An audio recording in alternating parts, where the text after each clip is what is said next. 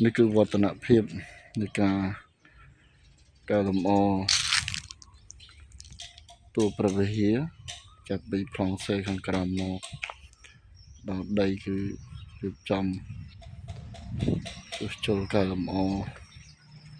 នៅតួព្រះវិហារក្រោយពីធ្វើផ្នែកដំបូលរួចនៅបច្ចុប្បន្ននេះគឺកែលម្អថាប៉ុណ្ណាបាន70 ទៅ 80% ហើយនៅប្រមាណតែ20-30% ជាងទៀតគឺនឹងរួចរាល់ជាស្ថាពរហើយជាងកំពុងដំណើរការរាល់ថ្ងៃដែរគ្រាន់តែកាលនេះក៏សម្រាប់មុនម៉ោងបន្តិចហើយខាងលើនេះខាងក្រោមនេះគឺរៀបការឡា